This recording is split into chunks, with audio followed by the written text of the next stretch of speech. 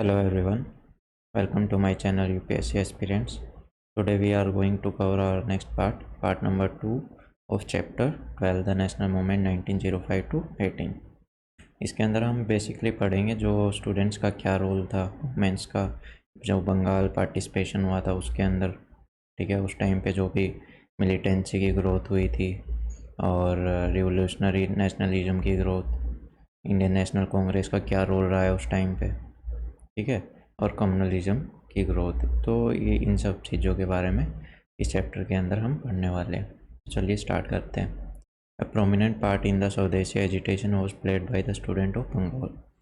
They were practiced and propagated Swadeshi and took the role in the organizing picketing of shops selling foreign clothes. The government made every attempt to suppress the students. यहाँ पे क्या कहा गया है ना कि सबसे बड़ा रोल किसका रहा है, मेन रोल स्टूडेंट्स का रहा है। स्टूडेंट्स ने जितनी भी स्वदेशी सामान की दुकानें थी, ठीक है, उनको तो बचा के रखा, और जो भी दुकानें अंग्रेज़ी सामान बेच रही थी जैसे कि फ़ॉरेन क्लोथ्स हो गए, वहाँ की फैक्ट्रियों में जो कपड़े बने थे उन फैक्ट्रियों को मतलब उन दुकानों को सुनना स्टार्ट कर दिया और वहाँ पे किसी को भी सामान नहीं लेने देते थे। और इवन इन्होंने पब्लिकली आके रोड पे जो अंग्रेज़ी कपड़े होते थे, वहाँ के बने कपड़े होते थे, तो उनको भी रोड पे लाके जलाना स्टार्ट कर दिया। और गवर्नमेंट ने हर एक अटेम्प्ट किया कि इन बच्चों को रोक दिया जाए। ऑर्डर इशू कर दिए गए स्कूल्स और कॉलेजेस के ख़िलाफ़ कि अगर जिन स्कूल्स और कॉलेजेस के बच्चे इस प्रोटेस्ट के अंदर भाग लेंगे, उनकी जो सदस्यता है वो ख़त्म कर दी जाएगी, उनका जो परमिट है वो कैंसिल कर दिया जाएगा, है ना। और ऊपर से उनको जितने भी स्टूडेंट्स हैं उनकी स्कॉलरशिप को रोक दिया जाएगा और उनको किसी भी सरकारी नौकरी के अंदर जगह नहीं दी जाएगी कि भाई वो फिर गवर्नमेंट के अधीन कोई काम नहीं कर सकते, उनको कोई भी नौकरी नहीं मिलेगी। A remarkable aspect of the swadeshi agitation was the active participation of women. अब सबसे बड़ी बात क्या रही ना, जो औरतें पहले जिनको जो घरों से नहीं निकलती थी, है ना, पुरुष प्रधान देश था उस टाइम पे कि भाई उनको अलाउ नहीं होता था बाहर निकलना और अपनी मर्ज़ी से काम करना। तो अब वो औरतें भी इस जो एजिटेशन था, जो ये सब चल रहा था, मोमेंट चल रहा था, इसके अंदर वो भी आने लगी, बढ़ चढ़ के हिस्सा लेने लगी। और इनमें सबसे ज़्यादा तादाद किन की थी, कौन थे? जो अर्बन मिडिल क्लास की वुमेंस थी ना, वो क्या करती, वो भी दुकानों को छाटती, ठीक है, जिनमें अंग्रेज़ों का सामान बिकता, और उन दुकानों का घेराव कर लेती ताकि वहाँ से कोई भी सामान ना खरीदे। Many prominent Muslims joined the Swadeshi movement including Abdul Rasul, the famous barrister, Liaquat Hussain, the popular agitator Ghaznavi, the businessman Maulana Abdul Kalam Azad joined one of the revolutionary terrorist group. अब ये जितने भी reformer रहे हैं, nationalist रहे हैं, है ना, इन्होंने किसको ज्वाइन कर दिया? रिवोल्यूशनरी जो टेररिस्ट ग्रुप थे, जो भाई गोली बंदूक ये चलाना जानते थे और इसी की भाषा से देश को आज़ादी दिलाने की सोच रहे थे, उनको इन्होंने क्या कर लिया? ज्वाइन कर लिया। और जो अदर अपर क्लास मुस्लिम थे वो मोस्टली रिमेन न्यूट्रल रहे, वो किसी की साइड नहीं रहे, ना वो गवर्नमेंट की साइड रहे और ना ही वो जितने भी नेशनलिस्ट हैं उनकी साइड रहे। ऐसा क्यों हुआ? क्योंकि जो नवाब हैं ढाका के, गवर्नमेंट ने उनको 14 लाख रुपए का लोन दिया हुआ था, ठीक है। अगर वो लोगों का साथ देंगे तो सीधी सी बात है, गवर्नमेंट उनसे लोन का पैसा भी वापस लेगी और उनके ऊपर और चार्जेस लगा देगी, वो अलग, उनको जेल में डाल देगी, वो अलग। तो इसलिए उन्होंने कुछ भी नहीं कहा। और सबसे बड़ी बात, उन्होंने तो जो पार्टीशन हो रहा था ना, जो टुकड़े करे जा रहे थे बंगाल के, उसको और बढ़ावा दिया। In this communal attitude, the Nawab of Dhaka and other were encouraged by officials. वही बात है, नवाब जो थे ढाका के, उनको क्या है ना, गवर्नमेंट ने भर भर के लोन दिया, ठीक है, और उनको ये बताया कि इसके बाद में आप यहाँ पे अच्छे से रूल कर सकते हैं, मुस्लिम मेजोरिटी एरिया हो जाएगा ना वो, इस वजह से। और एक स्पीच में लॉर्ड कर्जन ने क्या बोला ना कि सबसे बड़ा रीज़न क्या है ना पार्टीशन का, इसको अलग करने का, कि हम है ना जो मोहम्मदन्स हैं, मुस्लिम्स हैं, जो ईस्टर्न बंगाल के अंदर जो सबसे बड़ा पोर्शन उन्हीं का था, कि भाई हम उनकी यूनिटी चाहते हैं। उन्होंने वाइसरॉय और जो पुराने मुसलमान वाइसरॉय रहे हैं, किंग रहे हैं, उनके ज़माने के बाद से है ना, ये यूनिटी या फिर ये जो फ्रीडम है वो उनको कभी मिली नहीं। तो इसलिए हम चाहते हैं कि उनकी मेजॉरिटी वाला एरिया उनको दे दिया जाए, जहाँ पे वो इजीली अपना राज कर सके, अपनी उसी साख से रह सकें। अब ग्रोथ ऑफ मिलिटेंसी की ग्रोथ कैसे हुई, ठीक है, मिलिटेंट जो लड़ाके थे उनकी ग्रोथ कैसे हुई उस टाइम पे। The leadership of anti partition movement soon pass to the militant nationalist like Tilak, Bipin Chandra Pal, Aurobindo Ghosh. ये है ना, ये मोस्टली थोड़े से गर्म स्वभाव के लोग थे, मिलिटेंट, ठीक है। ये प्यार की भाषा से में ज़्यादा बिलीव नहीं करते थे। इनका मानना था कि अंग्रेज़ प्यार की भाषा मानने वालों में से है नहीं। और लेकिन बट रीज़न क्या, बाद में हुआ क्या ना कि इन्होंने जो प्रोटेस्ट स्टार्ट किए थे वो भी फेल हो गए थे। और उसका रीज़न क्या था, ठीक है, वो रीज़न देखते हैं हम। The early movement of protest led by moderates failed to yield results, मतलब उनको इतने खासा रिजल्ट मिले नहीं तो वो भी फेल हो गया। और दूसरा, the government of two Bengals particularly of East Bengal made active efforts to divide Hindu and Muslim. East Bengal के अंदर कौन थे, मोस्टली मुस्लिम थे, और उनके अंदर जाके गवर्नमेंट ने डिवाइड एंड रूल वाली पॉलिसी अपनाई। हिंदुओं को मुस्लिमों के खिलाफ लड़वाया और मुस्लिमों को हिंदुओं के खिलाफ, ठीक है। इन्होंने जो डिसयूनिटी का जो सीड था भाई, जिस वजह से हिंदू और मुस्लिम बट जाए, उनका बीज बोना वहाँ पे स्टार्ट कर दिया पॉलिटिक्स में। The growth of the government of East Bengal in particular try to crush the nationalist movement. Official attempt at preventing students participation in the swadeshi agitation have already been mentioned above. तो वो तो हम पढ़ ही चुके हैं कि भाई ईस्ट बंगाल के अंदर क्या हुआ था, गवर्नमेंट ने कैसे मुस्लिमों को बहकाया था, है ना। और वहाँ पे जो स्वदेशी मूवमेंट था, वहाँ पे भी जो स्टूडेंट्स थे उनको दबाने के लिए इन्होंने क्या क्या किया था, लाइक उनको उनकी स्कॉलरशिप बैन कर दी गई, उनको सरकारी नौकरियों से बाहर रखने के लिए फरमान जारी कर दिए गए कि भाई अब इनको नौकरियां नहीं मिलेगी जो जो स्टूडेंट इस एजिटेशन के अंदर भाग लिए हुए। स्कूल कॉलेजेस की मान्यता रद्द कर दी गई जिनके बच्चों ने वहाँ पे पार्टिसिपेट किया हुआ था। The singing of Vande Mataram in public streets in East Bengal was banned. East Bengal के अंदर जो वंदे मातरम का जो गीत उस टाइम पे पॉपुलर हो गया था पार्टीशन के टाइम पे, उसको बैन कर दिया गया। पब्लिक मीटिंग्स को भी बैन कर दिया गया, ठीक है, और प्रेस को भी बैन कर दिया गया। मतलब एक तरह से उस पर कड़े कानून लगा दिए गए जो कि बैन के बराबर ही था। गवर्नमेंट के खिलाफ कुछ बोल नहीं सकते थे, अगर बोला अरेस्ट भी किया जाएगा। आपकी प्रेस के जितने भी सामान होते हैं उनको भी उठा ले जाएगी गवर्नमेंट, ठीक है, उनको भी जब्त कर देगी। स्वदेशी worker were prosecuted and इम्प्रेजेंट for a long period. जितने भी वर्कर्स थे स्वदेशी, ठीक है, और जिन्होंने जो क्या कर रहे थे, प्रोटेस्ट कर रहे थे, उनको पकड़ा गया और लंबे समय तक जेल में डाल दिया गया। जिनमें से मैनी स्टूडेंट्स जो थे उनको कॉर्पोरल पनिशमेंट दी गई, उनको मतलब मारा पीटा गया पकड़ के, ठीक है। 1906 से 1909 तक 550 पॉलिटिकल केस आए किसके सामने, बंगाल के कोर्ट के सामने, जहाँ पे मतलब जितने भी स्टूडेंट्स हो गए या फिर नेशनलिस्ट हो गए वो अपना केस लड़ रहे थे। One of the most notorious example of repression was the police assault. Police ने वहाँ पे क्या किया ना, लाठी डंडों से एक पीसफुल प्रोटेस्ट के ऊपर अपना हमला कर दिया कि लोग अपना आराम से बैठ के प्रोटेस्ट कर रहे थे सरकार के खिलाफ। तो पुलिस वाले वहाँ पे चले गए और बिना किसी वार्निंग के उन पे डंडे बरसाना स्टार्ट कर दिया। और ये कहाँ पे हुआ, जो बंगाल प्रोविंशियल कॉन्फ्रेंस हो रही थी, कहाँ पे, बारिशल में, अप्रैल 1906 के अंदर, उसके अंदर, जिसमें जितने भी यंग वॉलेंटियर्स थे जो वहाँ पे बैठे थे, जो साथ दे रहे थे, उनको बुरी तरह से पीटा गया और वहाँ से भगा दिया गया। इन दिसंबर 1908, 1908 दिसंबर के अंदर 9 बंगाल लीडर्स, जिनमें कृष्ण कुमार मित्रा, अश्विनी कुमार दत्त थे, उनको डिपोर्ट कर दिया गया। कहाँ पे भेज दिया गया, मतलब किसी दूसरी जगह डिपोर्ट कर दिया गया, वहाँ की जेल में डाल दिया गया। और उससे पहले 1907 में इन्होंने लाला लाजपत राय और अजीत सिंह के साथ में भी सेम काम किया था कि भाई आपने पंजाब के अंदर जो कैनाल कॉलोनीज हैं उनके अंदर दंगे भड़काए, ऐसा नाम लगा के उनको भी डिपोर्ट कर दिया था। 1908 के अंदर इन्होंने तिलक को फिर से अरेस्ट किया और उनको 6 साल की फिर से सज़ा दे दी। चिदम्बरम पिल्लाई जो कि मद्रास में थे, और हरीशवोत्तम राव और जो और भी जितने भी अलग लीडर्स थे आंध्र प्रदेश में, उनको भी जेल के पीछे डाल दिया गया, जेल के अंदर डाल दिया गया। As the militant nationalists come to fore, they gave the call for passive resistance in the addition to Swadeshi and boycott. They asked the people to refuse to cooperate with the government and to boycott government services, the court, government schools, colleges, and municipalities and legislative councils.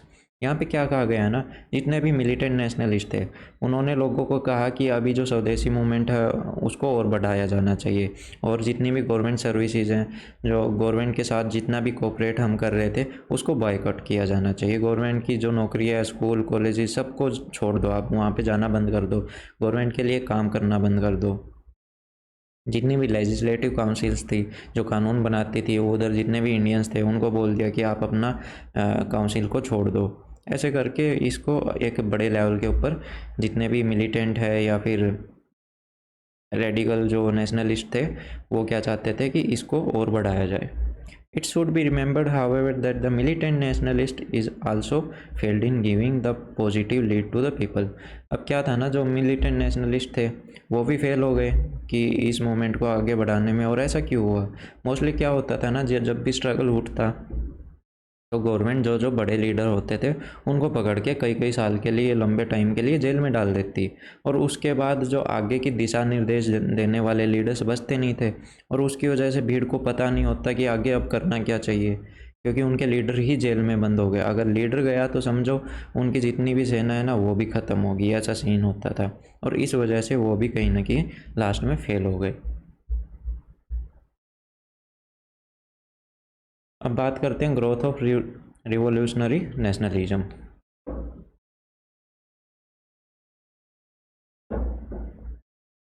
Government repression and frustration caused by the failure of Indian leadership to provide a positive lead to the people ultimately resulted in revolutionary terrorism. अब क्या था ना, लोग government से परेशान हो गए थे, बिल्कुल उब गए थे। अब क्यों बार बार है ना, गवर्नमेंट क्या करती रहती, उनको दबाने का कोशिश करती, उनको जितने भी एक्ट लेके आती वो बस पागल बना रहे थे, असली पावर्स दे नहीं रहे थे कि भाई आप किसी भी चीज़ पे क्वेश्चन कर सको या फिर किसी भी चीज़ को बदल सको या कोई बजट पेश कर सको। ये सब पावर इंडियंस को दी नहीं हुई थी। इस वजह से हर चारों तरफ से इंडियंस काफ़ी नाराज़ थे गवर्नमेंट से। अब उनका गुस्सा किस तरह से फूटने वाला था कि जो एक रिवोल्यूशनरी टेररिज्म को अपनाने वाले थे कि भाई किसी पे बम चला दिया, गोलियां चला दिया। अब उनको यही दिख रहा था कि इनको मारो, ये ऐसे प्यार से भागने वाले हैं नहीं। The youth of Bengal found all avenue of peaceful protest and political action blocked, and out of desperation they fell upon individual heroic action and the cult of bomb. अब क्या था ना, जितने भी यूथ थे, जैसे कि देखो यहाँ पे ये just hold on a minute, हाँ यहाँ पे क्या था ना, बंगाल प्रोविंशियल कॉन्फ्रेंस चल रही थी 22 साल में, वो आराम से बैठ के कर रहे थे ना अपना प्रोटेस्ट। उधर आके पुलिस ने डंडे बरसाना स्टार्ट कर दिया, उनको मारा पीटा, बहुत बुरी तरह से मारा और उनको फिर आगे भगा दिया। अब जितने भी स्टूडेंट्स थे इन्होंने देख लिया कि भाई आराम से तो हमको काम करने नहीं देगी, प्रेस भी इन्होंने ब्लॉक करके रखी है, हम जो भी काम कर रहे हैं ये करने नहीं दे रहे हमको। अब हम क्या करेंगे, अब हम बनेंगे हीरो, है ना, हीरो बनेंगे और बम उठाएंगे और वही फोड़ेंगे इनके सर के ऊपर। अब इन्होंने ये कर लिया था डिसाइड, और यही हुआ फिर। A beginning had been made in the direction when 1897 the Chapekar brothers assassinated two unpopular British official at Poona. जो दो भाई थे चापेकर ब्रदर्स, 1897 के अंदर उन्होंने 2 अंग्रेजी ऑफिसर्स को मार दिया, गोली मार दी उनको, ठीक है, पूना के अंदर। क्योंकि वो जो ऑफिसर्स थे लोगों के साथ बुरा बर्ताव कर रहे थे, पॉपुलर थे नहीं, मतलब उनके खिलाफ काफ़ी लोगों के अंदर गुस्सा था, तो इन्होंने उनको ही समटा दिया, ठीक है, बैठा दिया एक साइड करके, ख़त्म। 1904 के अंदर वी डी सावरकर थे, उन्होंने अभिनव भारत की मतलब एक जो संगठन था उसका फाउंडेशन किया। अब ये क्या थी, एक ये सीक्रेट सोसाइटी थी रिवोल्यूशनरीज़ की, सीक्रेटली काम करती थी। After 1905 several newspaper had begun to advocate revolutionary terrorism. अब ये भी 1905 के बाद भी कई ऐसे न्यूज़पेपर रहे जो इस चीज़ को बढ़ावा देने लगे और लोगों को इसके अंदर शामिल होने का लिए बोलने लगे। जिनमें सबसे आगे कौन से रहे, संध्या, युगांतर जो कि बंगाल में है, काल जो कि महाराष्ट्र में है, ठीक है, ये मोस्टली उनमें सबसे आगे थे। इन दिसंबर 1907 दिसंबर 1907 के अंदर अटेम्प्ट किया गया किसकी जान लेने का, lieutenant governor of Bengal, Bengal के जो उस टाइम के लेफ्टिनेंट गवर्नर थे उनकी जान लेने के लिए कोशिश करी गई। और अप्रैल 1908 के अंदर, ठीक है, अप्रैल 1908 के अंदर खुदीराम बोस और प्रफुल्ला चाकी ने बम फेंक दिया किसके ऊपर, किंग्सफोर्ड के ऊपर, ठीक है। और वो किस पे चल रहे थे उस टाइम पे, शायद हाथी पे बैठ के चल रहे थे, लेकिन उसके अंदर वो बच गए। और वो सॉरी, ये शायद हाथी पे हाथी वाले नहीं है ये, ठीक है। इन्होंने बम फेंक दिया और उसमें वो किसके ऊपर फेंका था, किंग्सफोर्ड के ऊपर। और वो उस टाइम के पॉपुलर जज, अनपॉपुलर जज, ठीक है, जो कि लोगों के खिलाफ जितनी भी जजमेंट होती थी वो देते थे, अंग्रेज़ों का ज़्यादा साथ देते थे, ये मुजफ्फरपुर में रहते थे। तो इस पे बम फेंक दिया और उसमें शायद ये बच गए, इनको ज़्यादा कुछ लगी वगी थी नहीं। और इसके बाद में प्रफुल्ला चाकी ने खुद को गोली मार दी, क्योंकि पुलिस इनको पकड़ने आ रही थी, इनकी जगह जगह खोजबीन चल रही थी। जैसे ही पुलिस ने इनको घेर लिया, इन्होंने खुद को गोली मार ली कि मैं इनके हाथ तो नहीं आऊँगा चाहे कुछ भी हो जाए। और जो खुदीराम बोस है वो पुलिस के हत्थे लग गए थे और उनको ट्रायल के बाद में फांसी की सज़ा दे दी गई। The era of revolutionary terrorism had just begun. Many secret society of terrorist youth come into existence. The most famous of these were अनुशीलन समिति, ठीक है। अब क्या है ना, रिवोल्यूशनरी टेररिज्म में उस टाइम पे थोड़ा मतलब स्टार्टिंग ही हुई थी, तो ऐसे ऐसे काफ़ी ग्रुप्स बन गए थे, सीक्रेट सोसाइटी बन गए थे,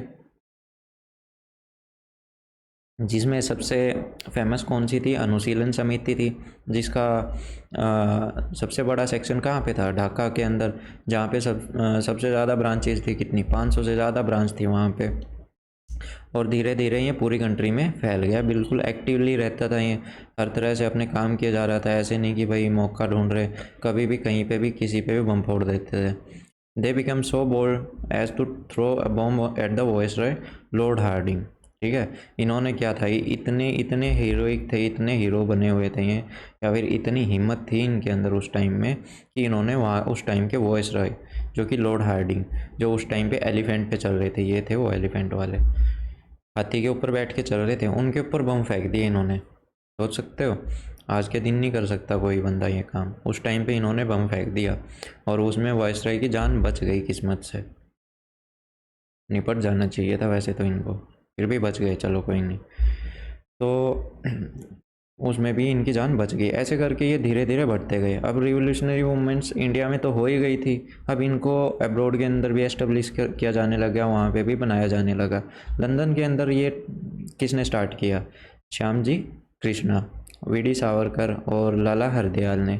और यूरोप के अंदर किसने, मैडम कामा और अजीत सिंह, ये वहाँ के उस टाइम के प्रोमिनेंट लीडर्स थे जिन्होंने यूरोप के अंदर इसको स्टार्ट किया।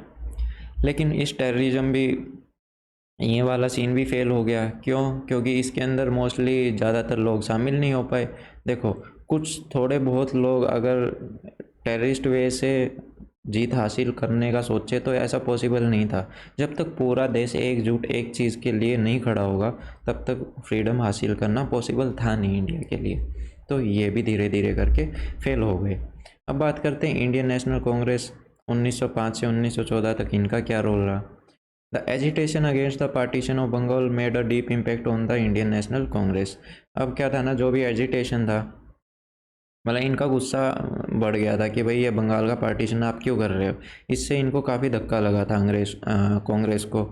और जो जितने भी सेक्शंस थे नेशनल कांग्रेस के, वो इकट्ठा हुए, ठीक है, चाहे वो मॉडरेट्स हों या रेडिकल्स हों, है ना, दोनों स्वभाव के लोग हों, सब इकट्ठा हुए और उन्होंने अपोज़ किया कि भाई पार्टीशन नहीं होना चाहिए, बंगाल के दो भाग नहीं उठने चाहिए। और जो 1905 का सेशन था, ठीक है, जिसकी प्रेसिडेंसी किन के पास थी, गोखले के पास। अब उन्होंने भी ये कंडेम किया कि इसकी निंदा की कि पार्टीशन नहीं होना चाहिए। और ये जो सोची समझी चाल किसकी थी, कर्जन की थी। और उन्होंने खुले मन से सपोर्ट किया किसका, स्वदेशी का और बाइकआउट मूवमेंट का, लेकिन केवल बंगाल के अंदर। जो कि अभी देखो क्या है ना, 1905 के अंदर गोखले ने जो कहा था कि भाई ये हम बंगाल के अंदर, मतलब जो भी कांग्रेस के आधे लोगों का ये मानना था कि जो स्वदेशी मूवमेंट है उसको बंगाल तक ही रखा जाए, क्योंकि उस टाइम पे जो इशू हो रहा था बंगाल में हो रहा था। लेकिन कुछ लीडर्स ऐसे भी थे जो चाहते थे कि ये पूरी इंडिया में फैले, और इस वजह से कांग्रेस के लीडर्स के आपस में थोड़े से मतभेद होने लग गए थे, जिसकी वजह से आगे जाके कांग्रेस बट गई थी। The moderates wanted to confine the boycott movement to Bengal, है ना, वही बात आ गई कि ये बस बंगाल तक ही रखना चाह रहे थे। Even there to limit it to boycott of foreign goods, और उसमें भी ये क्या चाहते थे, केवल फॉरेन गुड्स का ही बाइकआउट किया जाए, ना कि लाइक ये नौकरियां छोड़ देना, काउंसिल से इस्तीफा दे देना, ऐसा नहीं करना चाहिए। इस वजह से ये जो दोनों ग्रुप्स थे मॉडरेट्स और रेडिकल्स के, इनके अंदर हो गए आपस में मतभेद कि भाई आप प्रेसिडेंट हो तो आप अपनी चला रहे हो, और रेडिकल्स चाहते थे कि इसको पूरे कंट्री में फैलना चाहिए, इसलिए वो चाहते थे अगर प्रेसिडेंसी हमको मिले हम डिसाइड करेंगे, फिर पूरी कांग्रेस हमारे हिसाब से चलेगी। लेकिन ऐसा हुआ नहीं और वो फिर बट गए, बाद में आगे आके बढ़ गए थे। लेकिन 1906 में उस टाइम के जो दादा भाई नारोजी है उनको चूजन किया गया, मतलब चुन लिया गया, ठीक है, दादा भाई नारोजी को चुन लिया गया, किसके लिए, प्रेसिडेंसी के लिए, क्योंकि दोनों ग्रुप इनको थोड़ा सा काफ़ी अच्छा ज़्यादा मानते थे, कि इनकी रिस्पेक्ट करते थे, ठीक है भाई, ना आपका ना हमारा, दादा भाई नारोजी को हम प्रेसिडेंट बना देते हैं कांग्रेस का। और दादा भाई नारोजी ने क्या ओपनली डिक्लेयर कर दिया प्रेसिडेंशियल एड्रेस के अंदर कि अब हमको जो हमारी इंडियन नेशनल मूवमेंट है उसका मुद्दा क्या रहेगा, सेल्फ गवर्नमेंट, हमको हमारी गवर्नमेंट चाहिए, हमको स्वराज चाहिए, जैसे कि आपने यूनाइटेड किंगडम्स और जो आपके जितने भी दूसरे देश हैं वहाँ पे है, हमको वैसे राज चाहिए, हमारे देश का डिसाइड हम करेंगे, आप नहीं। लेकिन बाद में फिर से इनकी लड़ाइयाँ होनी स्टार्ट हो गई, ठीक है, इस वजह से फिर इनके बीच में स्प्लिट आ गया, मतलब ये बट गए, दो भाग में बट गई इंडियन नेशनल कांग्रेस उस टाइम की। 1907 के अंदर जो सूरत का जो सेशन हुआ था उसमें ये दोनों अलग अलग हो गए, मॉडरेट्स के पास, लेकिन देखो रेडिकल्स तो अलग हो गए कांग्रेस से, मॉडरेट्स उसके अंदर बचे, तो कांग्रेस एक तरह से कौन चलाने लग गया, मॉडरेट्स, जो कि किस में विश्वास करते थे, पिटीशंस में, अगर कोई बात उनको गवर्नमेंट से मनवानी होती तो वो ऐसे लिखित में पत्र देते कि सर हमारी बातें मान लो आप, है ना, ये कर लो वो कर लो। और अंग्रेज़ इतने सीधे थी नहीं कि भाई आप सीधे तरीके से इनकी हाँ भाई ठीक है तुम्हारी बात जायज़ है हम मान लेते हैं, ऐसा नहीं थे अंग्रेज़, वो सिर्फ अपना फ़ायदा देखते थे। But in the long run, the split did not prove useful to either party. The moderate leaders lost touch with the younger generation of nationalists. अब क्या था ना, अगर लंबे समय तक देखें तो जो ये बंटवारा हुआ था ये किसी दोनों के लिए यूज़फुल नहीं होगा, क्योंकि जो पहले जो कम्बिनेशन था ना मॉडरेट्स और रेडिकल्स का, कि ना तो ज़्यादा कठोर है और ना ही ज़्यादा नर्म है, वो जो कम्बिनेशन था वो सरकार के ऊपर काफ़ी हावी पड़ रहा था, और उसी को जितनी भी जनरेशन थी वो मान भी रही थी कि हाँ ऐसा होना चाहिए। अब आप बिल्कुल कठोर भी नहीं हो सकते कि भाई सारे काम लड़ाई दंगे या फिर ऐसी नीतियों से ले कि भाई जो बिल्कुल ही मतलब ज़्यादा प्रेशर डाल दे, और उस वजह से कुछ गलत इंसिडेंट भी हो सकते हैं, लाइक देश में दंगे उठ गए और काफ़ी लोगों की जान भी जा सकती है। और ऐसा भी नहीं है कि आप केवल लिख लिख लिख के पिटीशन डाल के रिक्वेस्ट कर करके मनवा रहे हो, तो ऐसे भी नहीं गवर्नमेंट मानने वाली थी, तो ऐसा होना चाहिए था ना दोनों को कम्बिनेशन। इस वजह से इनका कम्बिनेशन रहा नहीं और लोगों का इनसे अब विश्वास टूटने लग गया था। और इसी बीच गवर्नमेंट ने अपना गेम खेलना स्टार्ट किया, कौन सा, डिवाइड एंड रूल का। इन्होंने क्या किया ना कि जितने मॉडरेट्स थे, है ना, उनकी थोड़ी थोड़ी ये बातें मानने लगे कि भाई ठीक है, ताकि मॉडरेट्स इनके साथ मिले रहे और जितने भी रेडिकल नेशनलिस्ट हैं वो इनसे दूर रहें। और इसी बीच इन्होंने क्या लेके आए, इंडियन काउंसिल एक्ट लेके आए 1909, जिसको कौन सी एक्ट भी बोला जाता है, मोर्ले मिंटो रिफॉर्म, ठीक है, 1909। इसमें इन्होंने क्या किया ना, जो इलेक्टेड मेंबर्स हैं जो चुन के आते थे, ठीक है, उनका इंपीरियल लेजिस्लेटिव के अंदर क्या है ना नंबर बढ़ा दिया। अब क्या है, थोड़ी सी मेजोरिटी होने लग गई इंडियंस की, ठीक है, कि भाई अब ये थोड़े से डिसीजन ले सकते हैं। अब मॉडरेट्स को क्या लगाना, हाँ हम सही जा रहे हैं, अब ये सही है, हम पहले से सही थी, गवर्नमेंट हमारी बातें मानने की, मतलब ये ऐसा बहला फुसला रहे थे। और इसके साथ साथ इन्होंने एक गलत चीज़ भी कर दी, जो ये मोर्ले मिंटो रिफॉर्म थे, इन्होंने बहुत बड़ा अपना खेल खेला। वो क्या था, सेपरेट इलेक्टोरेट्स, कि भाई जो मुस्लिम कम्युनिटी है ना, केवल मतलब मुस्लिम उस टाइम पे जितनी भी जगह पे अगर मान लो कोई एरिया है वहाँ पे मुस्लिम और हिंदू रह रहे हैं, अगर वहाँ पे मुस्लिम कैंडिडेट उठा है तो उसके लिए वोट केवल मुस्लिम ही डालेंगे, उसके लिए वोट हिंदू नहीं डाल सकते। तो एक तरह से देखा जाए तो ये धर्म की राजनीति इन्होंने खेलनी स्टार्ट कर दी थी फिर से, है ना, कि भाई हिंदू और मुस्लिम्स को ये अब बांटने लग गए थे, अब ये भी इन्होंने स्टार्ट कर दिया था। अब बात करते हैं, अब जो इलेक्टेड सीट थी उनमें से कुछ सीट्स किसकी रिजर्व थी, लैंडलॉर्ड्स की थी। और जो ब्रिटिश कैपिटलिस्ट थे इंडिया के अंदर, जो बिजनेसमैन थे जिनके पास पूंजीपति थे मतलब काफ़ी अमीर लोग थे, उनके लिए इन्होंने रिजर्व कर दी। 68 मेंबर जो थे काउंसिल के, जिसमें से 36 ऑफिशियल थे, 5 नॉमिनेटेड थे, नॉन ऑफिशियल जिसको गवर्नमेंट नॉमिनेट करती थी। 27 इलेक्टेड थे, जिसमें से 6 रिप्रेजेंट करते थे बिग लैंडलॉर्ड्स को और 2 ब्रिटिश कैपिटलिस्ट को। बात वहीं लेके आ गए थे ना कि भाई साइज तो बढ़ा दिया लेकिन पावर इनको फिर भी नहीं मिली, फिर पागल बना दिया कांग्रेस को। ये सीन चल रहा था और ये हमने पढ़ ही लिया अभी कि भाई मुस्लिम्स के लिए सिर्फ मुस्लिम वोट डाल सकते हैं, हिंदू नहीं डाल सकते। इस वजह से ये एक और आगे लेवल पे लेके चले गए ये धर्म की राजनीति को कि भाई बांटने की, आपस में कम्युनलिज्म को बढ़ावा देने लगे हैं। The growth of communalism. अब कम्युनलिज्म, ये जो धर्म का भेदभाव होता था, इसको कैसे बढ़ावा दिया, इसकी ग्रोथ कैसे हुई इंडिया के अंदर, उसके बारे में पढ़ते हैं। Along with the rise of nationalism, communalism too made its appearance around the end of 19th century. 19वीं सदी के अंत तक इसका भी बढ़ना स्टार्ट हो गया था और ये सबसे बड़ा थ्रेट, मतलब सबसे बड़ा खतरा बन रहा था किसके लिए, इंडिया की यूनिटी के लिए और नेशनल मूवमेंट के लिए। क्योंकि अब हिंदू और मुस्लिम अगर आपस में कटते जाएंगे तो एकजुट होएंगे नहीं, तो सीधी सी बात है फिर कोई तीसरा बंदा आके फ़ायदा उठाएगा। यही होता है ना, अगर 2 इंसान अच्छे से रह रहे हैं और तीसरा उसमें टांग घुसाना स्टार्ट कर देना और उनको बांटना स्टार्ट कर दे तो फिर तो पता ही है क्या होता है। तो वही सीन यहाँ पे चल रहा था, अंग्रेज़ फ़ायदा उठा रहे थे भाई बीच में। दो religion was an important part of people's life and they did sometime crural और religion.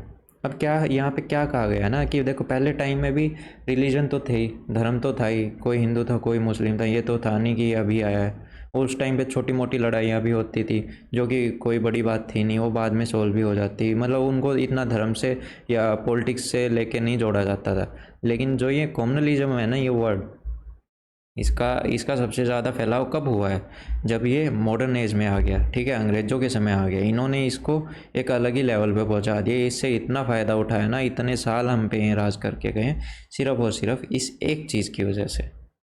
As we have seen earlier, Hindu and Muslim have fought shoulder to shoulder during the revolt of 1857.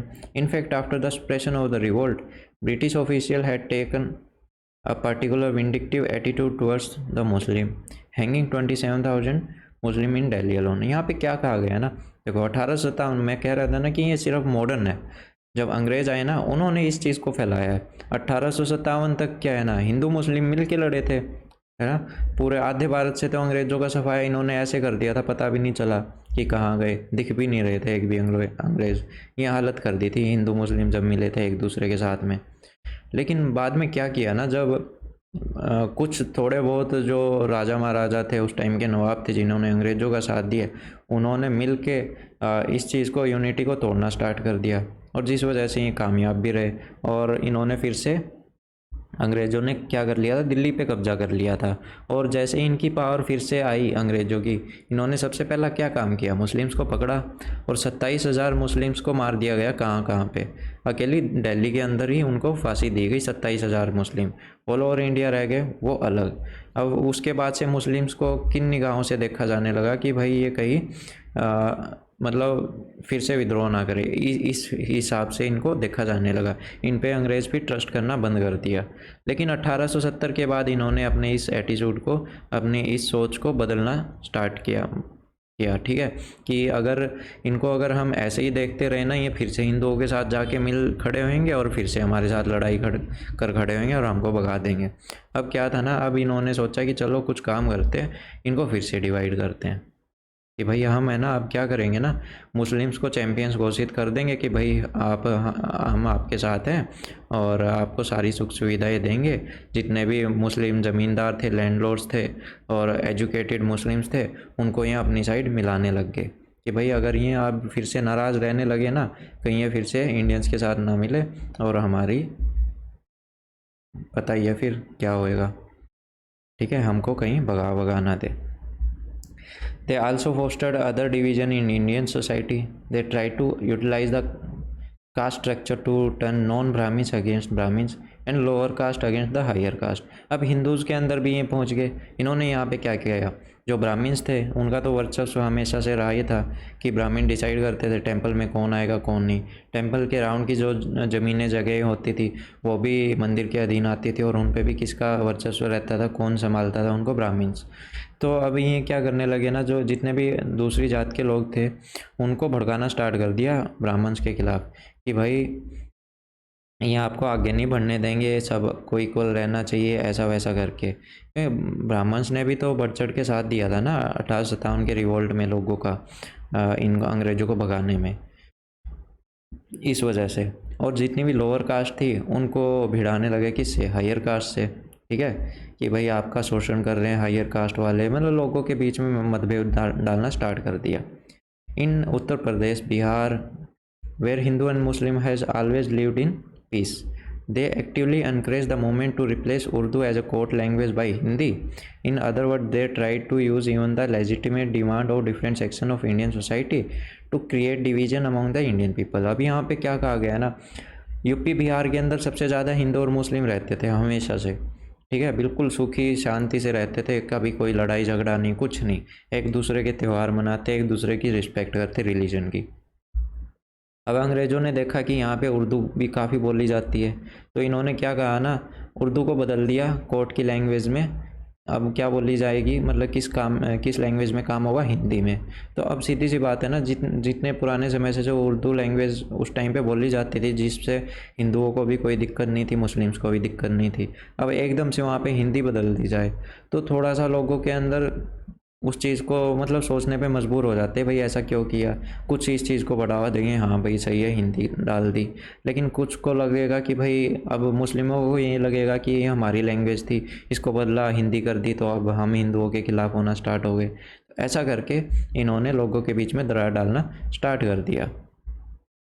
और जितने भी अंग्रेज़ थे इन्होंने हिंदुओं को अलग ट्रीट करना स्टार्ट कर दिया, मुस्लिमों को अलग तरीके से और सिखों को अलग से।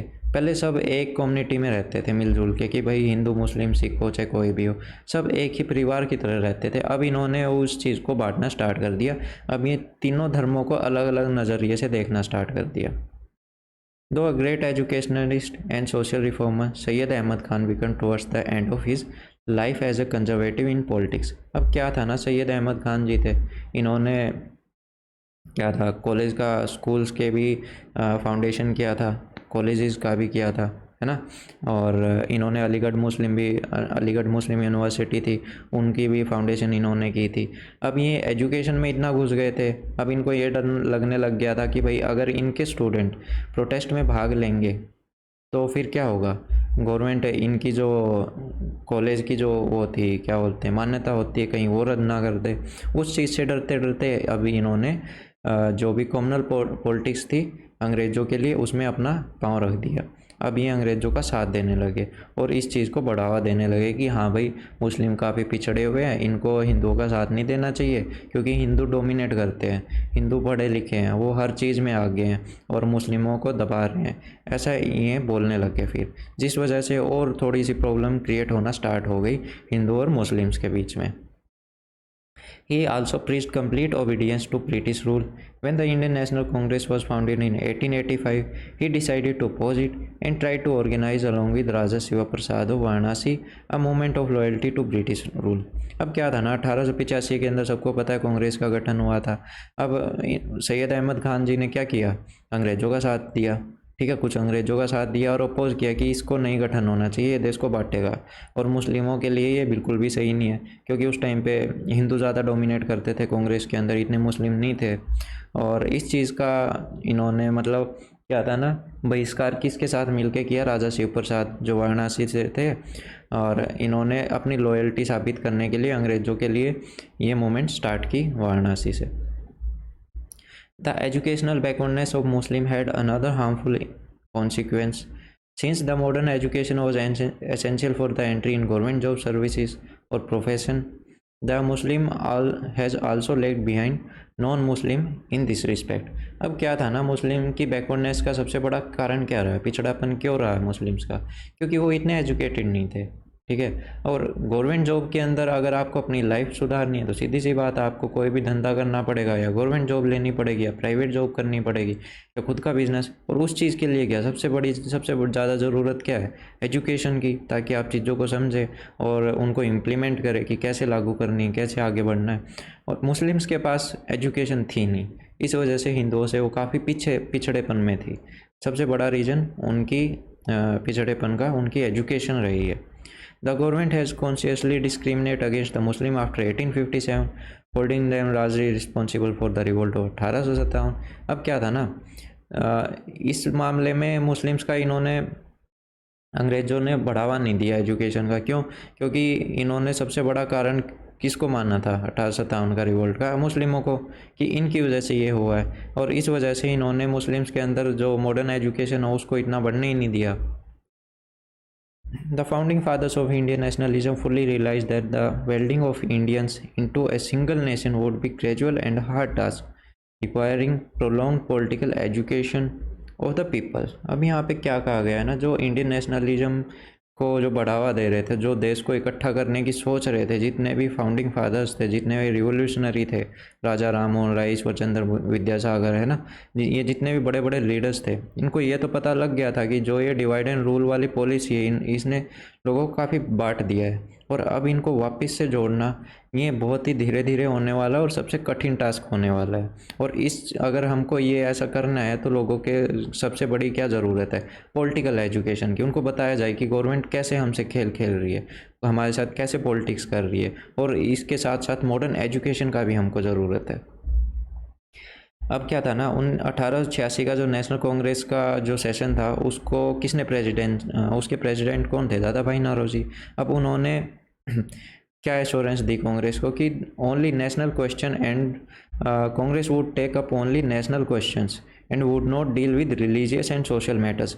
अब क्या था, धर्म की राजनीति चल ही रही थी, ठीक है। लोग कांग्रेस से भी थोड़ा पीछे हटने लगे। दादा भाई नौरोजी ने कॉमनली सीधा सा बोल दिया कांग्रेस सेशन के अंदर कि जो नेशनल कांग्रेस है वो सिर्फ वही क्वेश्चन एंटेयर करेगी, मतलब उन्हीं क्वेश्चंस को सुनेगी या फिर उन्हीं मुद्दों पर काम करेगी जो देश हित में होंगे, ठीक है। किसी भी धर्म की राजनीति या ऐसे कुछ मैटर होगा उन पे हम कोई भी एक्शन नहीं लेने वाले हैं और ना ही हम उनमें कोई काम करेंगे। Congress adopted the principle that it would not, ठीक है, it would not take up any proposal which was considered harmful to Muslims और by a majority of Muslim delegates to the Congress। देखो 1889 तक आते आते मुस्लिम्स की जो मेजोरिटी बढ़ने लग गई कांग्रेस के अंदर, मतलब मुस्लिम्स काफ़ी संख्या में आने लग गए थे, मेंबर बन गए थे कांग्रेस के। तो इस वजह से कहीं इनको बुरा ना लगे तो कांग्रेस ने डिसाइड कर ही लिया था कि हम ऐसा कोई भी प्रपोजल नहीं लेंगे जिससे मुस्लिम्स को बुरा लगे। और उस टाइम के कुछ जो मिलिटेंट नेशनलिज्म थे, जो उग्र राष्ट्रवादी थे, है ना, उन्होंने इन लोगों को बांटने का एक और अलग स्टेप, मतलब वो चाहते नहीं थे ऐसा हो, लेकिन बट फिर भी उनके जो स्टेप थे वो एक तरह से लोगों के अंदर डिसयूनिटी फैला रहे थे। मतलब इकट्ठा करने की बजाय दो धर्म आपस में बढ़ते ही जा रहे थे।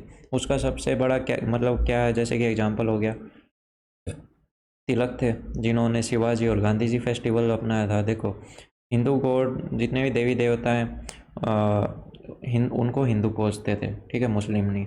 मुस्लिम अपने जो उनका धर्म है वो अपने हिसाब से चलते थे और हिंदू अपने हिसाब से। अब जो इन्होंने फेस्टिवल था इससे हिंदू तो एक साथ आ गए, लेकिन कहीं ना कहीं कमी किसकी रहेगी? मुस्लिम्स की। तो इस वजह से ये दोनों आपस में बढ़ते जा रहे थे और यही रीज़न था जो टेररिस्ट जितनी भी ऑर्गेनाइजेशन थी ना, लास्ट में आके वो फेल हो गई थी। तो ये था हमारा पार्ट 2 कंप्लीट हो गया यहीं पे 12 चैप्टर का। और फर्स्ट पार्ट में पिछली वीडियो में कर चुका हूँ कंप्लीट। इसके साथ में एक ही पार्ट रहता है अभी अगली क्लास में, वो भी हो जाएगा, अराउंड होगा 25 to 30 मिनट्स का। अगर वीडियो अच्छी लगी हो तो प्लीज़ लाइक कीजिएगा। अगर कोई भी इशू हो तो मेरे को कमेंट सेक्शन में आप बिल्कुल बता सकते हैं, ताकि मैं नेक्स्ट वीडियो के अंदर उसको रिजोल्व कर सकूँ। चैनल सब्सक्राइब ना किया हो तो प्लीज़ उसको सब्सक्राइब ज़रूर कीजिएगा, ठीक है, ताकि मैं आगे भी और ऐसी वीडियोस लेके आता रहूँ और जो भी मोस्टली हमारी स्टैंडर्ड बुक्स हैं उनको हम टाइम पे कंप्लीट कर सकें। और बस यही था आज का लेक्चर। और अभी से पहले जितने भी 11 चैप्टर्स हैं बिल्कुल कंप्लीट हो चुके हैं। मेरे चैनल के अंदर जाओगे आप, वहाँ पे आपको पूरी प्लेलिस्ट मिल जाएगी मॉडर्न हिस्ट्री की, तो आप वहाँ से अपना स्टार्ट कर सकते हैं। तो ये था बस आज का lecture. Thank you, have a nice day.